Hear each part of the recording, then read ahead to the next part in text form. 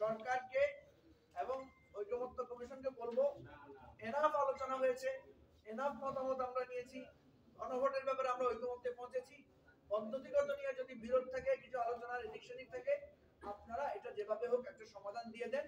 দেশ এবং মানুষ, দেশের জাতি এবং মানুষরা এটাকে সাপোর্ট করবে বলে আমরা বিশ্বাস করি। আব্দুল হক স্যার, আপনারা গণভোট কবে চান? প্রশ্নটা একটু পরে নিচ্ছি। জি ধন্যবাদ।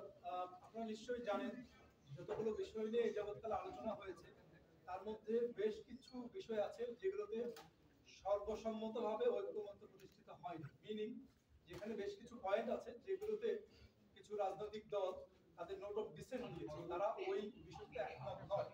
এখন মৌলিক প্রশ্ন হচ্ছে, যদি এই বিষয়টা পুরোপুরি একটা কোশ্চেনের মধ্য দিয়ে গণভোটের আয়োজনের মাধ্যমে যায়, তাহলে ওই নোট অফ ডিসেন্টের ভাগ্যটা আসলে কি নির্ধারিত হবে?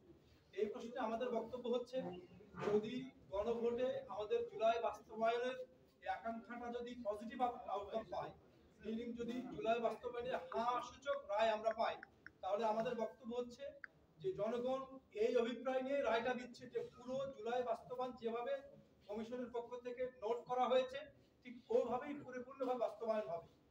তার অর্থ হচ্ছে যে নোট অফ ডিসেন্ট গুলো আর টিকবে না, এটাই আমাদের বক্তব্য।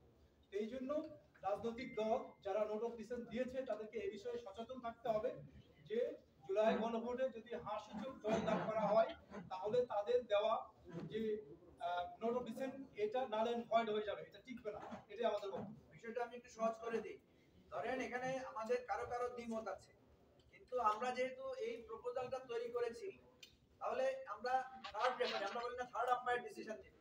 আমরা মনে করছি এখানে গণভোট হচ্ছে থার্ড আম্পায়ার, জনগণ হচ্ছে থার্ড আম্পায়ার। তারা যদি এইটাকে গ্রহণ করে, তাহলে যারা নোট অফ ডিসেন্ট দিয়েছেন, জনগণের অভিপ্রায় হচ্ছে তাদের নোট অফ ডিসেন্টকে মানুষ মানে অ্যাকসেপ্ট করছে না, এটাকে আমরা রায় হিসেবে নিচ্ছি। আমরা তো সবসময় বলি আমরা জনরায় মেনে নেব, জনগণের কথা মেনে নেব।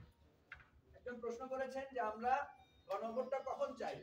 আমরা কিন্তু বলেছি যে সাধারণ নির্বাচনের সাথে গণভোট হলে আমাদের আপত্তি নেই, কিন্তু আজকে যেহেতু একটা ভিন্ন মত এসেছে, সেখানেও কিছু যুক্তি তুলে ধরা হয়েছে।